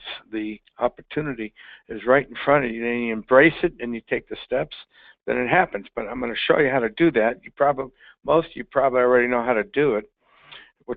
So this is with confidence, so if you go with confidence in the direction of your dream, you're going to live life like you imagined it, like when you were a child, and that's the secret. See, I still believe in Santa Claus, and probably because of my imagination, I never let people steal those imaginations, because that's what keeps me going. So the first thing about a big dream is a thought. As we know, a thought is what was given to us from someone or something that inspired us. So every dream begins with a thought. Can I be this? Can I do that? Yes, I can type of thought. And once you understand that, you're going to catch yourself thinking about it all the time. Then it's going to consume your thoughts, this feeling. And once it's consumed, you're going to focus on building a wonderful future. That comes in many different directions, I think, and there's going to be some adversity, there's going to be some obstacles, but you're going to handle all that through the big dream notes I'm going to give you. So if you're ready, let me know. I'm going to give you time to write down these steps. Then I want you to think about each step. Then I'll go to the next step. But I want you all to identify your dream. That's what's important. No matter where you're at in your life, identify your dream, what you really want. Some of you are probably saying, well, it's too late for my dream. No, it's never too late. It's just how you're going to be part of that dream. Sometimes you can get caught up in life's daily responsibilities and obligations. Well, then you're going to feel like you lost your ability to dream. But let's talk about the answers to these questions, and I will help you reveal your true heart's desire. The first thing I want you to write down is what really makes you happy. What makes you happy? Think about that. I'll give you about 30 seconds, and we'll go to the next one.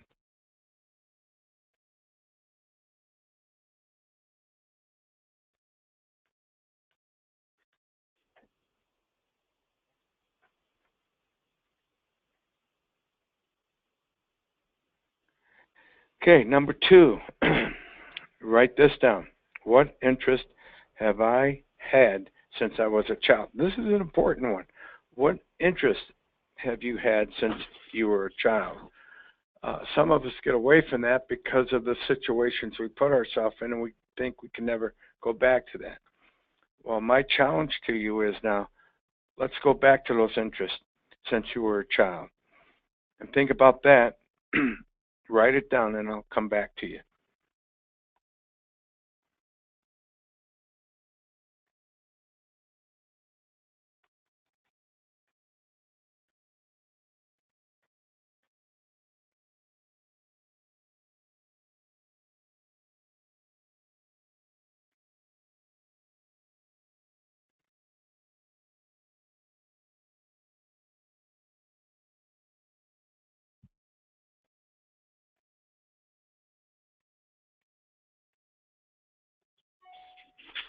Okay, this is cool, because now we're going to go to the third one.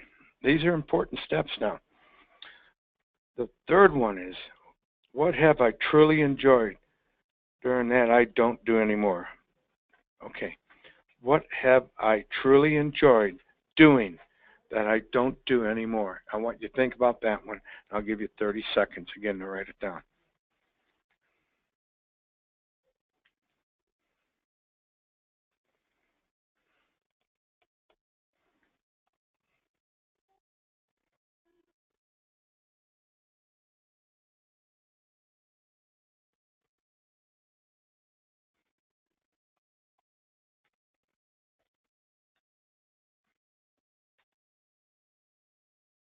Okay, this is an interesting one, number 4.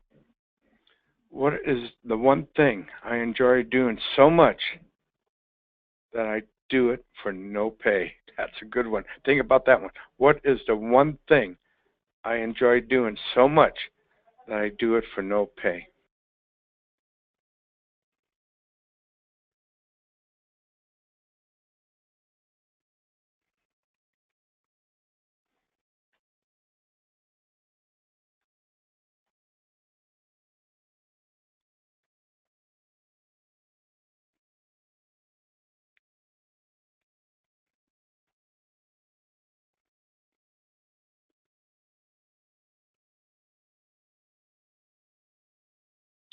Okay. Number 5. This is something I really want you to think about and be honest. What are some of my natural strengths? What are some of my natural strengths? Ready? Go.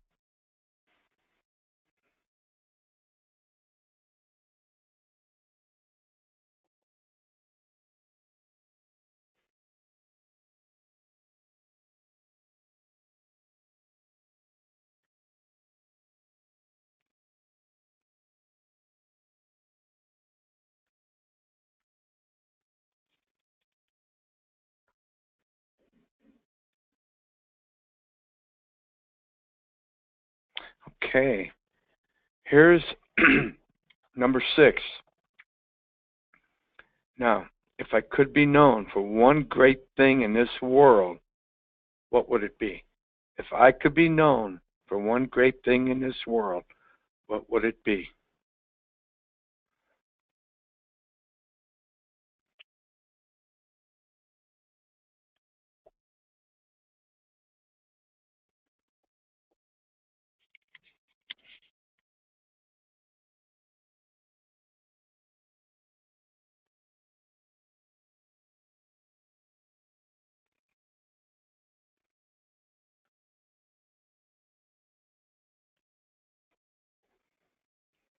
Okay. The last one, before we go to the next section. This is interesting. I thought about this many times, and this really excites me. If I knew I could not fail, what would I dare to become? If I knew I could not fail, what would I dare to become? Think about that one.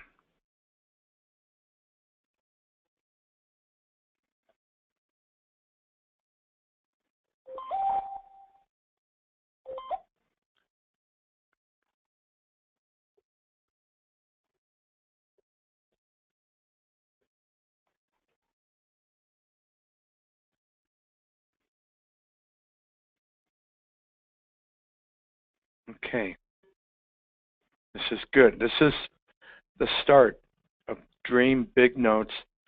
You're identifying your dream is what you're basically doing. Sometimes, like I said earlier, you can get caught up in life's daily responsibilities. That's so true. In your obligations, because a lot of people say I'm stuck, but you could eliminate that by doing these little steps here and be positive, and you find out you can rediscover your new journey. If you really feel like you lost your ability to dream, then your answers to the questions that I just gave you will really reveal your true heart's desire, and that's why we did this little exercise. So, what we're going to do now, we're going to look at, and this is interesting. This is how I dreamt about going to Notre Dame and making the movie Rudy. It was all part of this journal that I put together. One of the things I did, I created a dream vision board, which means I put pictures up, I put pictures of the university up, I put pictures of players, I put what I wanted to look like, what I wanted to be. So I put all these pictures up there, what represents my desire. So that would remind me on a daily basis. I would see it, then I would have goals towards that and dream about it. So that the dreams and the beliefs and the thoughts are what's important. I don't remember if you read Norman Vincent Peale, but it says, change your thoughts, you will change your world. That's one of the great statements, and I'll never forget that as well. So, part 2, visualization is a real important part of your process here. You have to visualize. So you got to get rid of some goofy thinking, I call it. And you do that through music, and you do good music, good friends, and good people that behave in a positive way. So when you believe and you behave and you will become, and you imagine living your dream now, that's what's the challenge is, because a lot of people are going to try to distract you and get you off of that, but you're going to be strong and you're going to stay the course.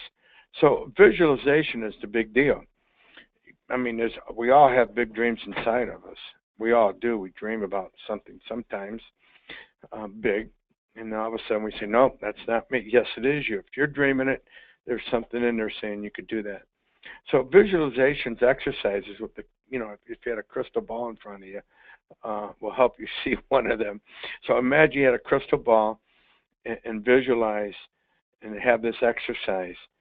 And the problem is you may not fully believe in that dream. See, that's the key. If you don't believe in it, you can't visualize it. But if you believe in it, it just might be the most powerful word ever. So think about that. Visualize yourself living your dream until you believe them to be real. That's the one that really helped me. I believed it, and I believed it, and I behaved it, and I became it, and it became real. So, to bring your dream into reality, you must believe in your ability to manifest that dream. That's number one. You must believe in yourself. That's the important one. So you might have to do some work on yourself. That's through good friends, good books, good music, and do positive things to improve yourself. That comes from the mental state, from the physical state. So there's some work to be done, I'm sure, but everything is doable and possible. That is the most important thing. Then you got to behave with great conviction towards your goals and dreams. When you do this, you will soon discover that your dream is becoming, and it's beginning to become a reality. That's what's exciting. You're going to start feeling it and seeing it.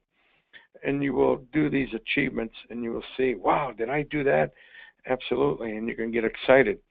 And then how strongly, this is a question you have to ask yourself, and you got to keep asking yourself this, how strong do you really believe in yourself?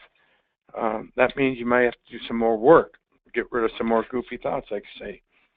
Then how strong is your conviction in achieving your dream? What's that conviction? What is it? You got to be convicted and have that conviction to do this. If you believe you can achieve your dream, I'm telling you, you will believe you have it, and you will have it. And that's the reality. Henry Ford, I don't know if you read about Henry Ford or do anything on him, but he was broke. But whether you think that you can or that you can't, you're usually right. That was Henry Ford's statement. So, and they're the most successful car industry in the world. So they all go through their tough times, but they dreamt and they dreamed and they visualized the same stuff we're doing here. What's your exercise though? Let's do an exercise. Then we'll get back to you. Okay, let's do this. Take for a moment whatever thoughts you have that are negative. Try to get rid of them and think positive. Now think about and imagine you living your dream now, whatever that may be. It may be like I said, you may be living in Hawaii or in the Caribbean, or you may be living in the neighborhood you always wanted to live in.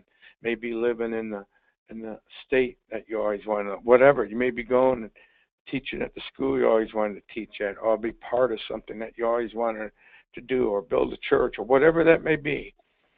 Just by thinking about your dream, you can bring that more towards reality, and that's your mind. You can't tell what's real, your mind. It's what's imagined. So in a sense, you already live your dream. That's your mind.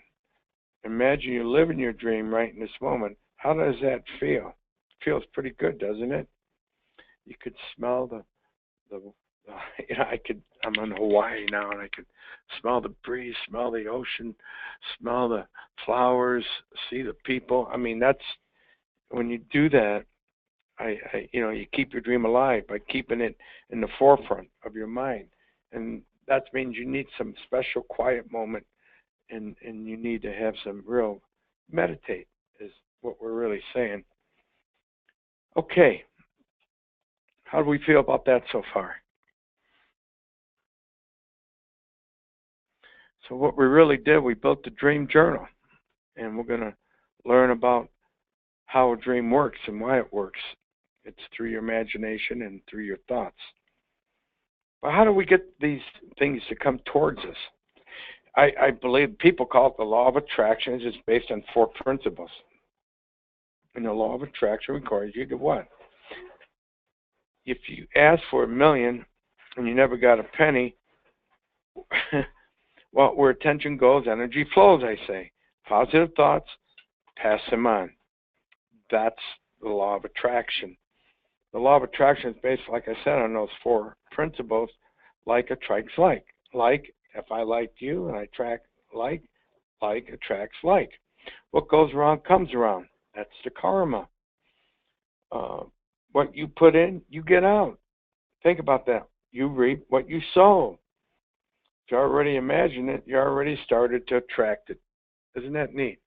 If you already imagine it, you already started to attract it. These 4 principles will go into effect. The greatest gift I can give my dream is the energy, attention, and the action. And that is so true. I mean, one of the true testimonies of that, because I came from a educational background. I didn't do very good in high school, but I wanted to go to Notre Dame, and because of these principles, I started following. People start coming to my aid and start helping me get to my dream. So I attracted the right people to get there. And everybody, the good people, want you to win.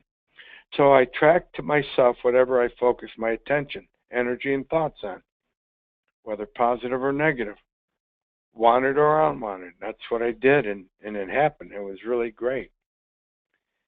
I don't know what you're thinking, but I do know whatever thought you have, you could make it better, or you can make it worse. I'd rather make it better. It takes us just as much energy to make it better as it make it worse. So the law of attraction requires you to what? Accept responsibility for everything in your life, good or bad. Identify your desires and allow them to manifest. Then focus your mind, allowing only positive thoughts. That's it. That's the challenge. You've got to only allow positive thoughts, because you will drift negative. People will try to get you there through the news, the media, the television, movies, the music, your friends, your secretary, your wife, your dog, whatever. You have to be strong and always have those positive thoughts. So the law of attraction is all about the vibrations you emanate. When you vibrate a lower frequency, you feel negative, right? And emotions such as depression, anger, frustration, and fear. How does fear? How do you eliminate fear? Through confidence in your faith. Your faith eliminates fear. When you vibrate at a higher frequency, you feel positive emotions such as abundance, joy, passion, and you appreciate life more. You don't take it for granted. So you attract circumstances like people, experiences that make your current vibration positive. You cannot attract positive forces in your life if your vibration is low. Therefore, how important is it to continually be aware of your vibration and make a conscious effort to keep it raised? I personally fill my mind with positive thoughts. I attract the things, people, and experience I need to achieve my goal. And that's your magic sauce right there. And I think you need to exercise your vibration. You could raise your vibration anytime you want simply by pressing your reset button. I always call it a reset button. And like I had to press my reset button at probably the most crucial part of when I was on the journey making the movie. I go out to California, and the guy I was supposed to see stands me up, and I'm sitting there with a negative thought. So I had to do my reset button, my imaginary button that instantly clears my mind. It cleared my mind. I went out in front of the restaurant. What do I see? But a mailman with a smile. He was positive, and all I did was thank him for that. And because of that and that relationship, he brought me to the gentleman's house that stood me up because he believed in me, he had passion, and he wanted to help me. Now, all I did was did my reset button, my refresh button. I had to think positive thoughts. You can do that for about 30 seconds. Do this whenever you feel your vibration is low. Let's try it now. Let's take 30 seconds. Let's think of a positive thought for just 30 seconds and see what happens.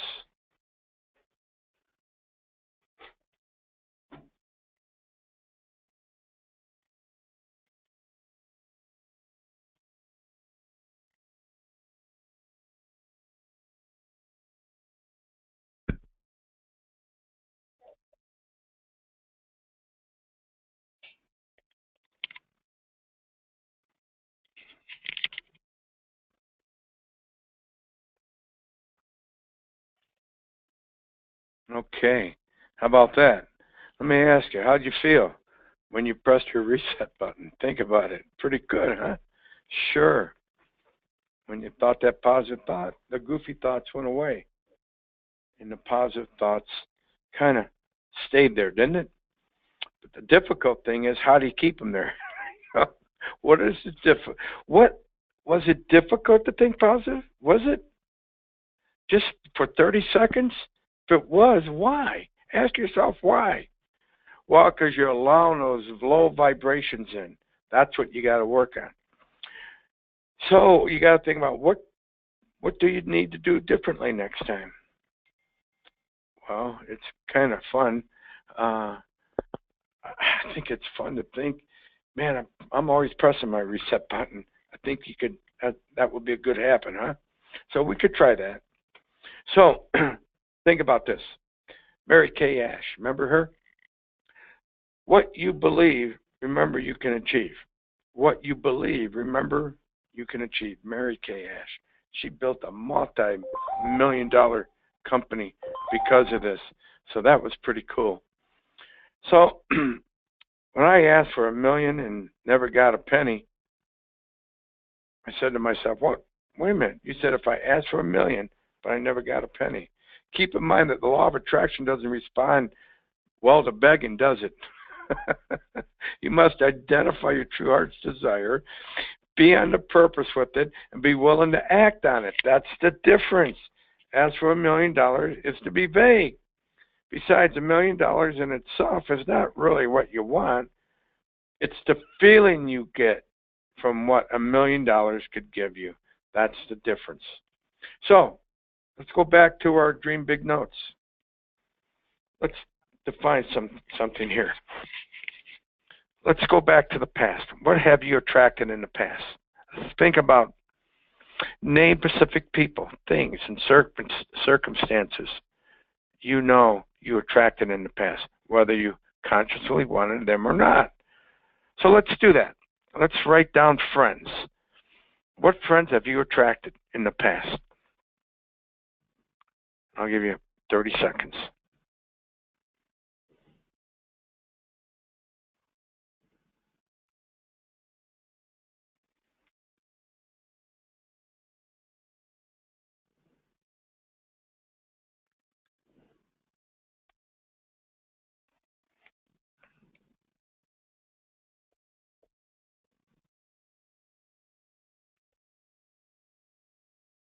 Okay.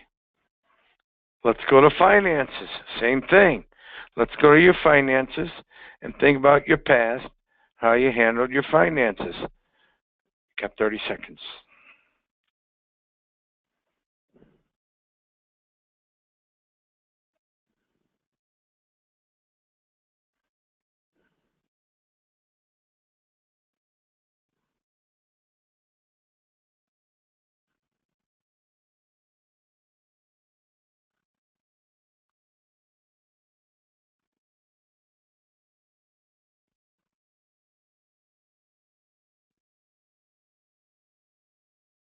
Okay. Now here's an interesting one. Now this is really cool. Education. When I say education, what type of education did you get to better yourself to what you needed to do? You know, and I want you to think about that one, education. It doesn't have to be a doctor's degree or a master's degree, but what if you had a skill set? What education did you go get to help yourself become better? Think about that. You got 30 seconds.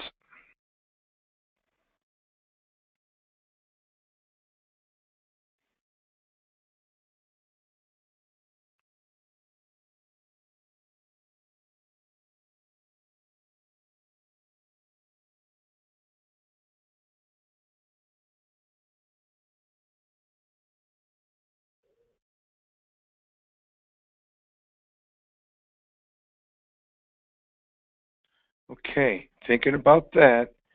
Now let's think about all the possessions you've had, good or bad. Let's go, what have you attracted good? What good thoughts? Then what have you attracted bad? And what possessions? What bad thoughts? Think about it, and I'll give you 30 seconds.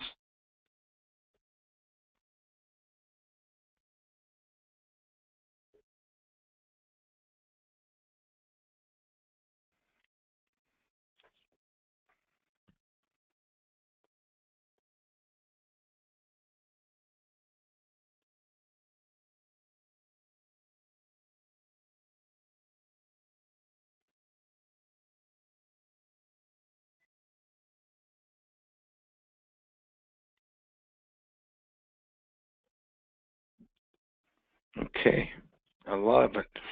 Last thing, situations. What have you attracted, negative or positive? When you were positive, what have you attracted? What type of situations? When you were negative, what was it attraction? What situations? You have 30 seconds.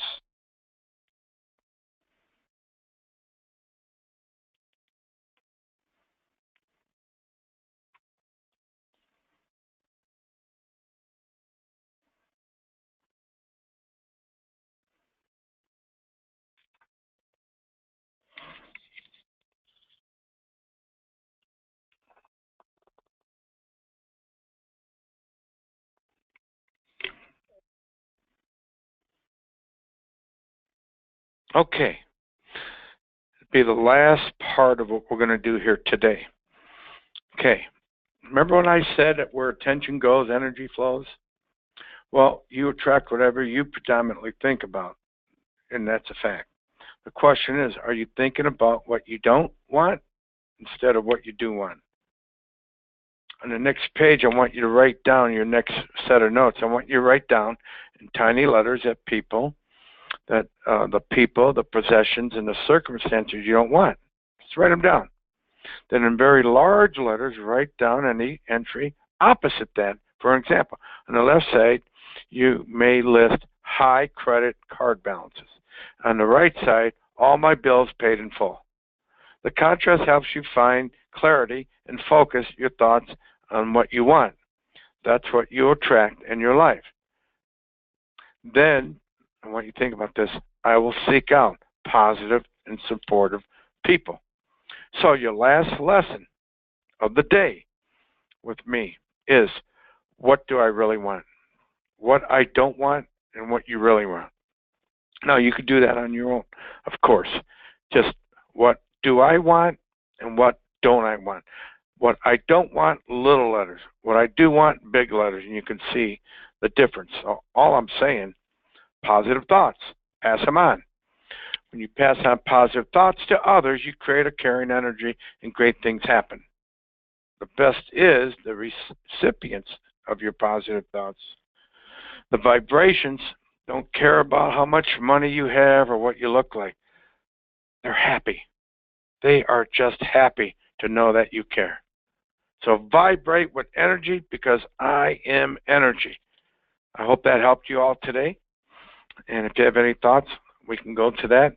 But those are my first steps of Dream Big. Rudy, I've got a couple questions if you have a couple more minutes. You bet. Okay. So I think that one of the things that people they really struggle with is they're afraid to dream big, because their pattern of thinking is around what's realistic. And so,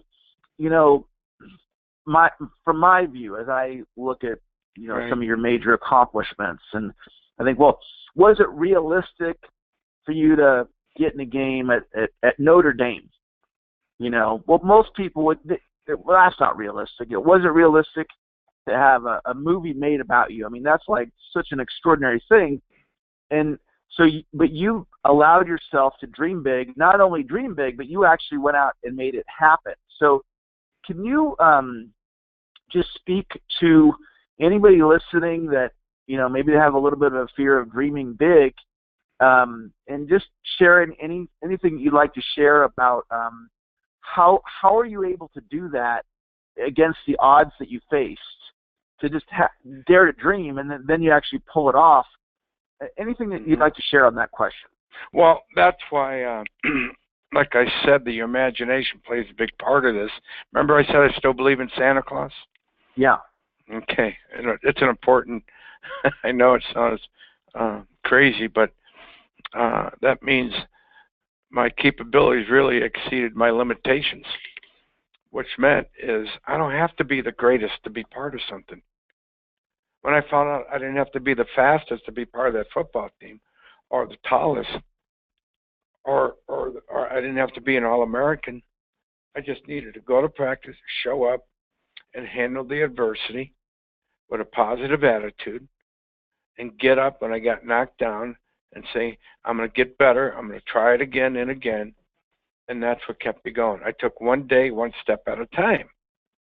I had to take that journal and literally, day by day, had to do that. That's what academics, when I was in the Navy, when I decided to go to the Navy from the power plant from high school, Notre Dame was a star. It was so far away, but yet it felt so close. It was the feeling I talked about, that attraction. So you have to track that feeling with positive thoughts and positive actions. You can't go around and ask people permission whether you can succeed or not. They're going to give you their opinion. And usually if it's a bad opinion, that's what they think of themselves, so they don't. Good people will always lift you up, not lift you down, not put you down. So I had to learn to get around the positive people and listen to the positive thoughts, and I believed in what they said. They didn't tell me how to do it. I just had to do the work, and I would find my way to do it. That's the secret sauce. Getting around people that say, you could do that, Rudy.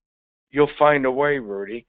And we all have that answer inside of us. It's all inside of us, but they can't do the work for you. Maybe they can encourage the work. They could inspire the work, but you still have to do the work. So that was the secret. Was it impossible? To the naysayers, but to my imagination, it was possible. If he could do it, I could do it. Why can't I? That's a great question you should ask yourself. Why can't I be part of that? Sure you can. It's like making a movie. Why can't I make a movie? Who's stopping me? No one but yourself and your thoughts.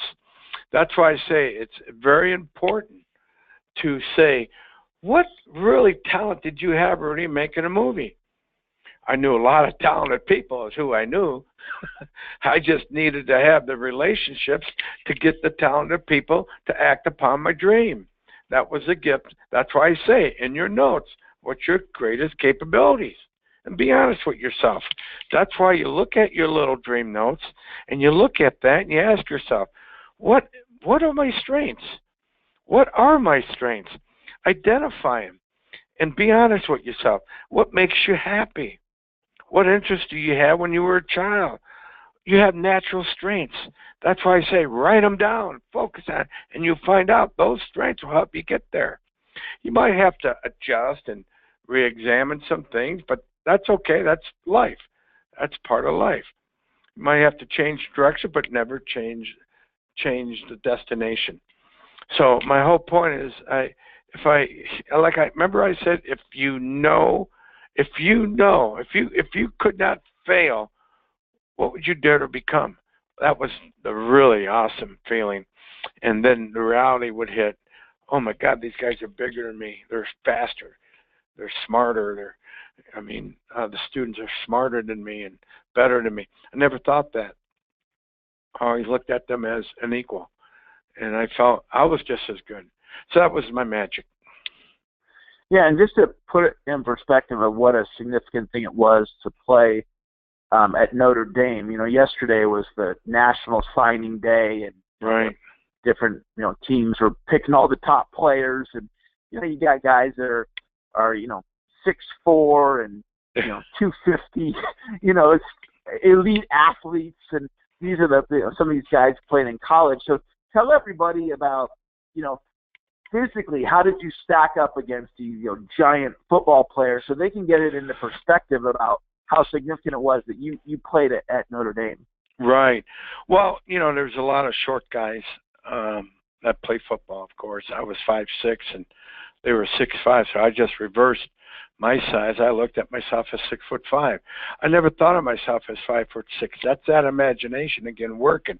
That's a secret, And people would look at you, hey man, what are you doing out here, you little man? And I wouldn't hang around that guy. Why would I hang around him? I'll hang around the guys. Hey boy, that's a big Rudy's got a big heart. Way to go. So my heart was bigger than that guy that was 6'5". And my whole point. That's why I attracted those words from coaches and from players. If I thought negative, I would attract the other dude or the other coach. Why are you out here? What are you doing out here? See, my thoughts and my actions didn't allow them to come into my life. And that was the secret. That's a real reality of the perspective of making it and not making it. Yeah, and in the movie business, kind of the same question. You probably didn't have, growing up an extensive Hollywood background, yet you had one of the most successful, if not the most successful, sports movie of all time. Right. So, how did you do that? Was it focused on relationships, or was it focused on your mindset, or was it all of it? How did you pull that off? It was, it's interesting. It's okay to take things from other people's success, right? Yeah. You watch Rocky, you take a scene from Rocky. You watch Hoosier, you take a scene from Hoosiers. And you take Field of Dreams, you take a scene from Field of Dreams. And you start putting that in your mind, like how you wanted a Rudy movie to work. And it's okay to borrow from other people's success. You don't have to reinvent the wheel, is my point. And other people will show you how to be successful with movies or business or anything. If you just pay attention, and it's okay to take what they're doing that's successful. What's wrong with taking a scene that worked for Rocky and put it in your movie? It works. The messages was a big thing for Rudy. When I first went out to Hollywood, they said, no one's going to see this movie. You only made a tackle. What's the point?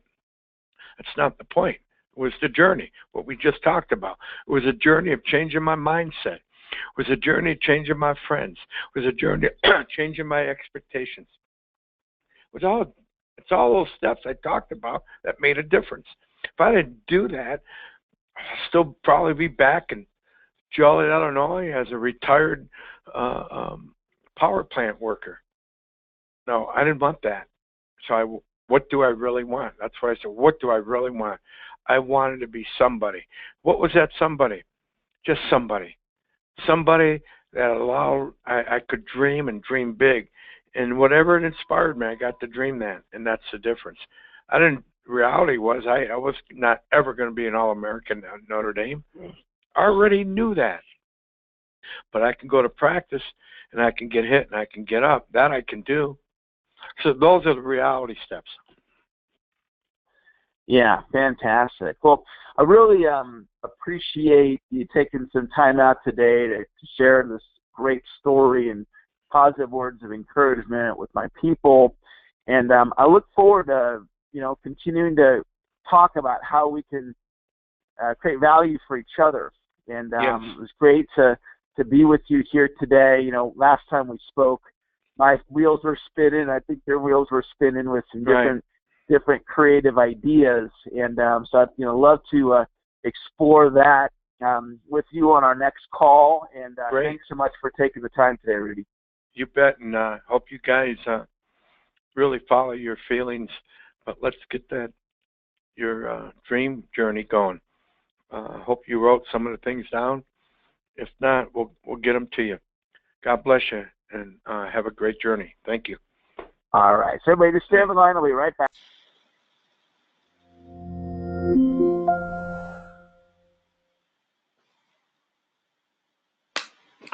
All righty. Wow. How cool was that? It's really amazing to hear other people's success stories. And if you think about what Rudy's accomplished, getting into Notre Dame was a huge accomplishment. Playing on the football team when you're 5'6", and that's one of the top football schools in the country, and you don't play on the team when you're not recruited and you're 5'6".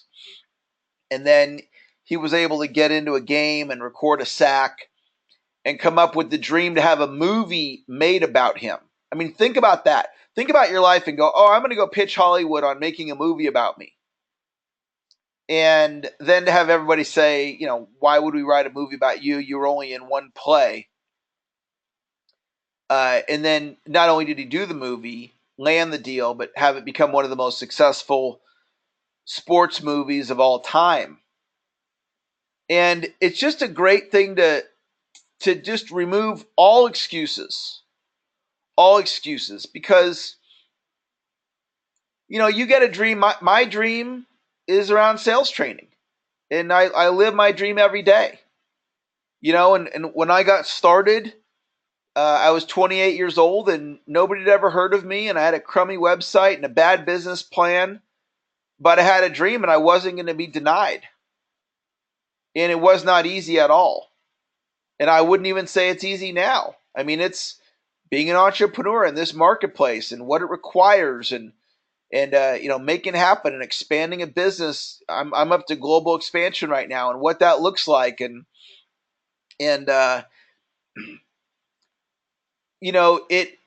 what Rudy did and what I do, we locked in on a dream. And Napoleon Hill's famous for saying the dominating thoughts of your mind act like magnets, attracting to you what those dominating thoughts are. The dominating thoughts of your mind act like magnets, attracting to you what those dominating thoughts are. We become what we think about. And some of the concepts that he was talking about in terms of thinking are very, very powerful. As simple as think positive is, well, look at the flip side. What do you manifest when you think negative? And sometimes I have to work at my thinking. Sometimes I have to work at it and just really make sure that I'm staying positive. My pastor says the greatest thing a leader can do is stay encouraged. And sometimes I fight with my mind, because the road that I've chosen is not an easy road. Being a business owner and being in the training industry, and you may look at it and there are times maybe it looks glamorous or cool. Hey, you get to go hang out with people like Rudy Ruettiger and so forth. I'm speaking at the Get Motivated seminar series next week with, 3,000 to 5,000 people there, and that'll be a real fun day. But there's a lot of hard work in order to accomplish what it is that I want. And I relentlessly pursue my dream on a daily basis. And I program my mind that I'm the top sales trainer in the world. That's who I am. I've conditioned my mind for that. And I continue to evolve my self-image on a daily basis. And I'm not saying this to toot my own horn. I'm just saying, guys, I'm a former cook at McDonald's. Okay? You have to have a certain lack of self-esteem to work there. That's just where I was at. And this is the sales guy that I was. I was terrible. But I kept working at it. And I kept striving to get better and pick the right associations. And I acknowledge those of you that aren't clients of mine that became clients today. You made a great decision, because I'm going to deliver extraordinary value for you. So I'm excited to work with you. And I want to just throw out one little additional message, because a lot of you on the line already are clients. And I'm doing another webinar tonight at 5 o'clock. And I am going to release some slots in a brand new advanced program called Inner Circle. And if you're already a client and you would have an interest in going deeper with me, I'm just going to put my cell phone up here. And I want you just to shoot me a text, and we can set up an interview and we can talk about it. And we can talk about what that would look like to be in my inner circle. It's very, very advanced, far beyond what we talked about today. You're going to shoot me a text if you'd like to set up an interview, and I'll personally speak with you about that. That's going to wrap up our webinar, guys. It was awesome to have you and to have Rudy. And I hope that you're encouraged and inspired and you're ready to live a life of no excuses and just go out there and make it happen and think positive and apply the ideas I taught you. I'll look forward to the next time we connect. Have a great day. We'll talk to you later. Bye-bye.